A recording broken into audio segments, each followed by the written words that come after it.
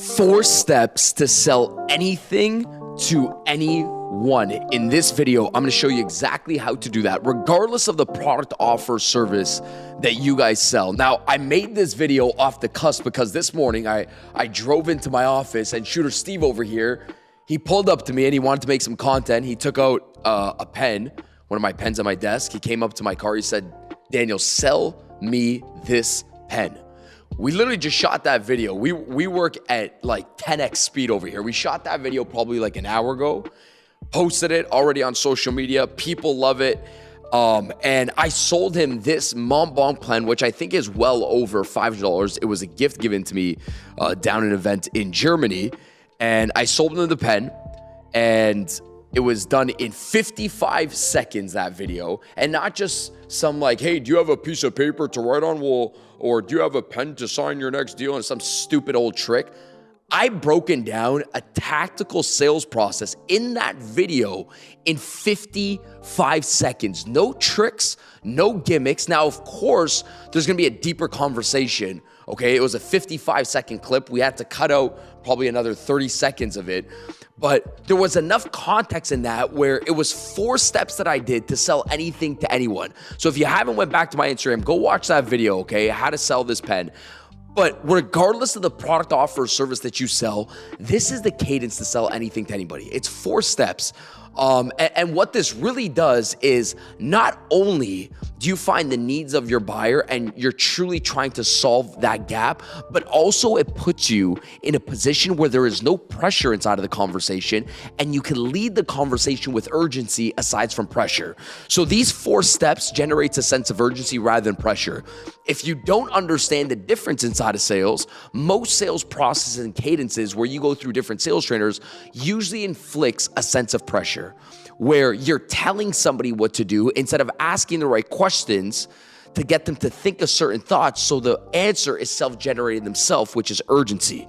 If you want to write this down, the difference between pressure and urgency, pressure is a conflict of internal values. It feels sticky and icky. It's like asking a series of questions where the person just has to reply yes, so they feel like they're freaking backed up inside of a corner.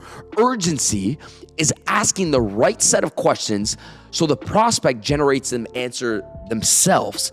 It's like if a couple is going to a movie theater and the movie starts at 8 p.m., the movie theater is not calling them to say, hey, the movie's starting at 8 p.m., but it's 7:30 and the guy's, in and out of the shower. Now the wife, it's 7:40, she's taking a while in the shower. Babe, come on, this movie's starting at 8. By the way, the cinema isn't calling them saying, hey, by the way, the movie's starting at 8, you better act.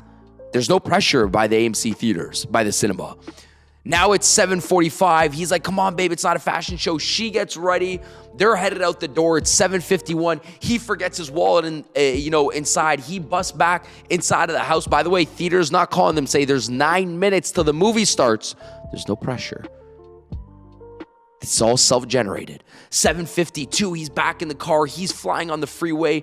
By 8:03 p.m., they know they're about 3 minutes late. He's game planning now with his wife. Babe, you're going to pop out of this car. You're going to get the popcorn. I'm going to park the car. You're going to Once that lady or that guy pops out of the car to jump inside of the lineup, that's where the sale's made. By the way, the theater didn't call them saying the movie started.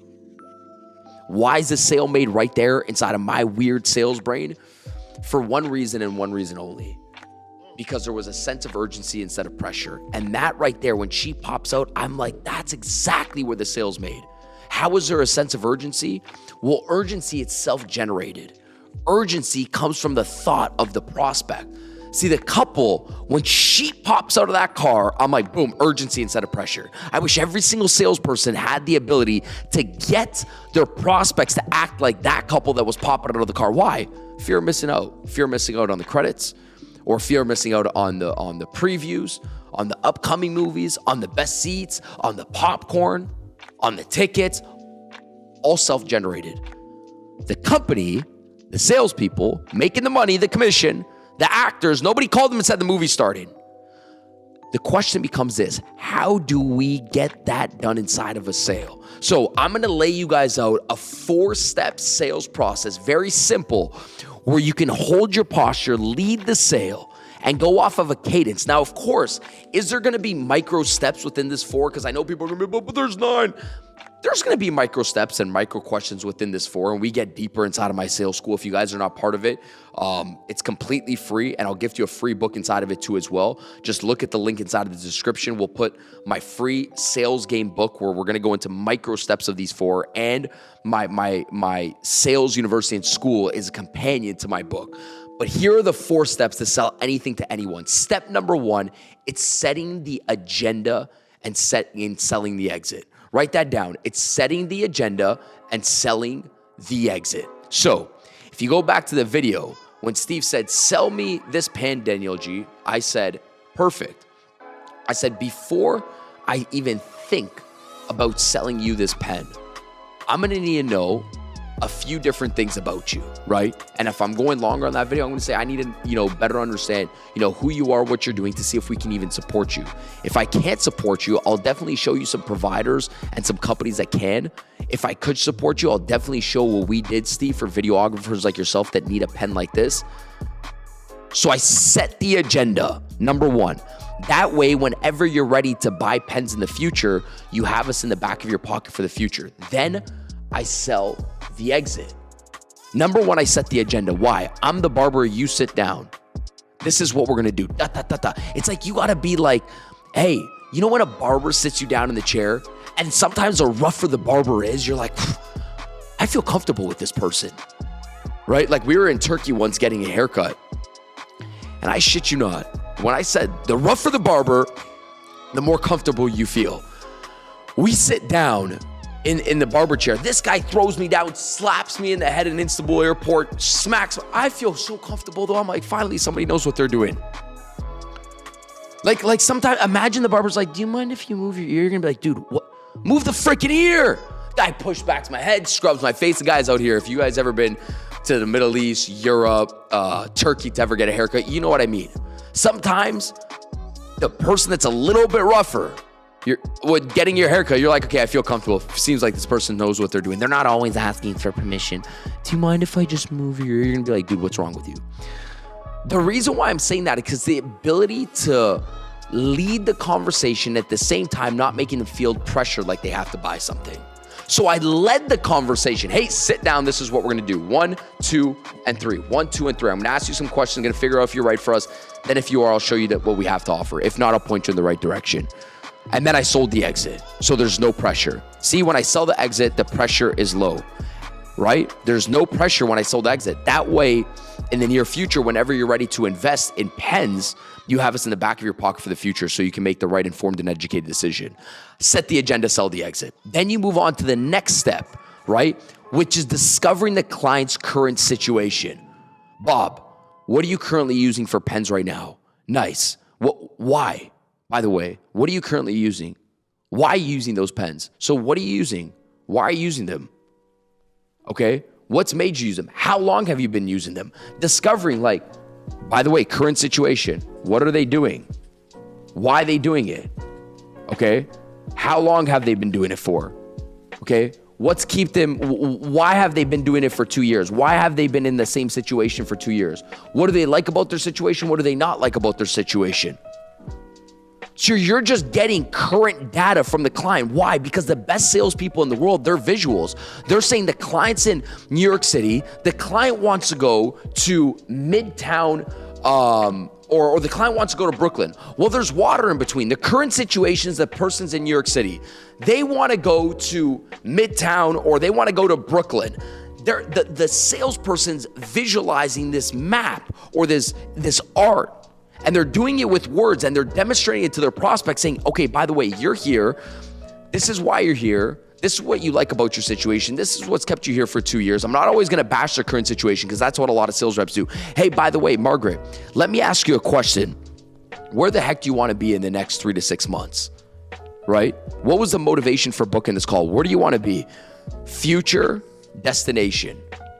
Future destination. You got to figure out the future destination. So, hey, by the way, Margaret, I know, by the way, you're using, ballpoint cheap pens right now. You switch them out every single month. You've been using them because you felt like you were saving a little bit of money, right? By the way, let me ask you a question. What are you using these pens for? Oh, Daniel, using them to sell luxury real estate. Okay, nice. How much are the transactions that you're currently making on those deals? Oh, we're making about $50,000 every single month. You see, I'm getting data. I'm gathering intelligence and data. Because the reason why you do this is because you use it towards the end when you have to give a game plan and close. So, nice. What are you doing? What kind of pens? How long have you been using it for? Why have you been using those pens? How much are you making per transaction? What is it you do? All these questions about their current situation. Nice. Bob, let me ask you a question. What was the motivation to even look at new pens when you're using cheap pens right now? Well, Daniel, I need to see future destination, future desire. Their future desire and destination, okay? Sales is not just gonna be about pain. Sales is also gonna be about some sort of desire, want, and need. Hey, why the heck would you even think about, switching over to pens that have a lot more value, that are not longer lasting, a lot more quality, have a lot more class? Why would you even think about doing something like that? I wanted to do da-da-da-da-da. Okay, hey, perfect, awesome. Let me ask you a question. Yes, Bob. Do you ever feel, future pain? I'm going to bring in future pain now. It's step 1, set the agenda and exit. Okay. Step 2, current situation, conversation. Step 3, future desire. Hey, what do you want in the future? Why are you even thinking about switching to pens like this? Why can you justify buying, a higher quality and a higher price pen? I just want to better understand. Future destination.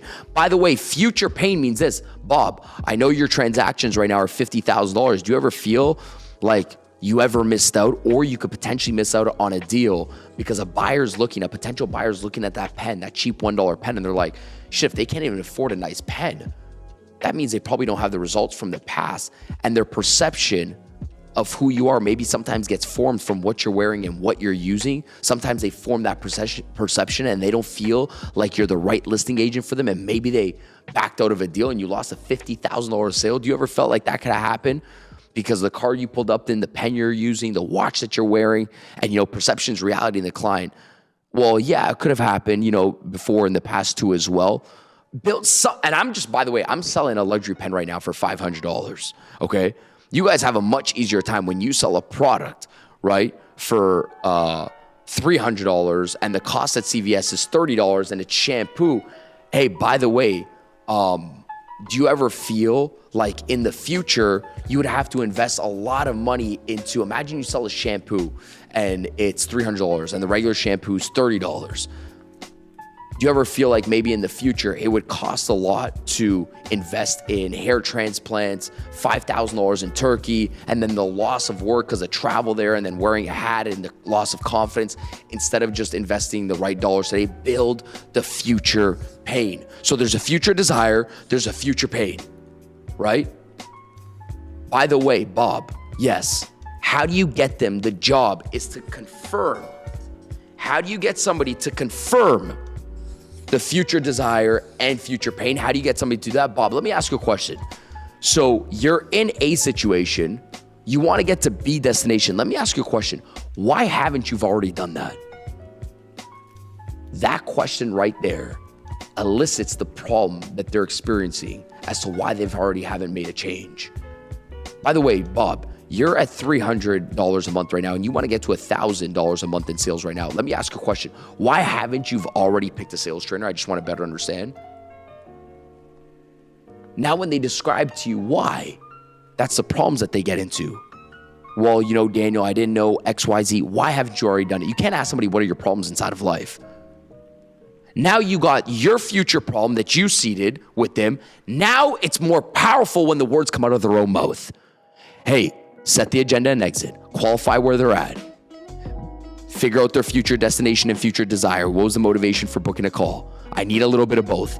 I need the desire and I need the pain. Seed a little bit of pain. Then once I seed a little bit of pain, I'm going to ask them, why haven't you already taken care of this problem? Well, Daniel, I didn't know how to do da-da-da-da-da-da. You can't ask somebody, what's your problem? Why haven't you already done it? By the way, Bob, there are so many different sales trainers. And if you guys want to ask this question amazing when somebody wants to buy your product, offer, service, by the way, Bob, There's so many different sales trainers. There's so many people that sell amazing pens. Why haven't you already upped the class of what you sell and put yourself in a higher bracket, higher status and higher posture around everybody else? I just want to better understand. And by the way, not just from us, there's hundreds of other people that sell decent pens and better pens than what you're probably using. I don't know if it's this type of pen, a $500 Mont Blanc pen. Push your product away when you ask a question. Remove the bias from the sale. See what I mean? Why haven't you already done it with somebody else? I just want to better understand. Well, Daniel, I didn't know, Let them elicit the problems and let the words come out of their own mouth. Then you move into stage number 4, which is the game plan and the close. Now, I don't have all day. This is going to be a 20-minute video. I have to give you a game plan and close. But here's what I would say by the game plan and close. This is where you present. And if you want to write this down, amateurs present. Professionals and world-class sales individuals give a game plan. Hey, by the way, Margaret, would you be open for me to providing you a game plan like we did with Jilly and Sally that were in your exact same position over the next 90 days so you can get out of XYZ position? Yes. Here's what we're going to do. I get them to agree to the game plan. This is what we're going to do with you. And I start giving them the game plan. 1, 2, 3. So I want you guys to master this. Great salespeople package their offer, their services into game plans. Why? Because when you're presenting, you're giving them direction, you're putting a shot clock, there's some sort of urgency. Because remember, your lack of urgency is their lack of urgency. The reason why people give you objections towards the end of a sale is because there was a lack of urgency. I need some time to think about it because there wasn't enough urgency in the presentation. So what salespeople do towards the end, they try to use pressure and manipulative tactics to get somebody to buy something. Just sell them the game plan. Hey, over the next 90 days, this is what we're gonna do. 1, 2, and 3. This is where we should be over the next 90 days. There should be enough urgency inside of the presentation so towards the end, you don't have to say, hey, by the way, if you do this today, I'm going to discount you. That's pressure. Build urgency inside of the game plan. Knock off the objections inside of the game plan. With the objections are, by the way, this is going to help us save some sort of money. Your game plan has to knock off the objection about money, has to knock off the objection about they need some time to think about it. There's going to be urgency inside of the game plan, and it's going to knock off the skill objection, which is, I don't feel like I could do something like this. That's also going to be inside of your game plan. So when you give a game plan, right, you have to knock off the objections. There has to be enough urgency, and there has to be a shot clock. By the way, I go deeper on how to do this inside of my sales school. If you guys are not part of my sales school, click the link in description. See how I build out one of the most powerful game plans, because I believe this. Amateurs freaking present products. Professionals and world-class individuals, they give game plans specified towards the prospect and the potential buyer that they're speaking to. They talk to the buyer, not at everybody. And that's the difference. And then the close is very simple. Hey, by the way, would you be against, Margaret, implementing this game plan to get XYZ in the next 90 days so we can move forward with what you told me you want in the beginning of the conversation? Would you be against implementing that game plan for an investment of $500 today? No. The close is simple. Would you be against getting XYZ results that you told me you want in the beginning of the conversation, right? So we can move forward so you don't experience XYZ that you did in the past. Would you be against investing $500 so you don't experience that in the future? It's simple close. Would you be against implementing the game plan so we could take care of XYZ so we can move forward and gain ABC? So simple. No, I wouldn't be against that. Would you be against investing $500 today so we can get you the results that you told me you wanted at the beginning of the conversation so we don't have to experience the future pain that you told me in the middle of the conversation? That's your close. Use the game plan, use the desired results that they want, the future pain that they don't want to experience with the investment that you're going to sell them the product with. Now, by the way, this is why it's on YouTube. You could pause and rewind exactly how I close them. You wouldn't be able to do that close if you didn't know their current situation, their future desire, their future pain, and the game plan that you set in place. You would never be able to use that close. These are the 4 macro steps. These are the core steps that you need to master. And I'm going to go deeper inside of my sales school. Like, subscribe to this video, leave a comment. If you're not yet, I'm going to show you how to give a deeper game plan, go deeper on the current situation questions, go deeper on the future destination questions, and by the way, how to close the right way. I appreciate you guys. If you haven't yet subscribed to the channel, subscribe, send me a like on this channel, okay? And then as well, click the link in this description. If you don't yet have 7 days free access to my sales school, click the link in this description, get involved, and I'll see you guys on the next training video.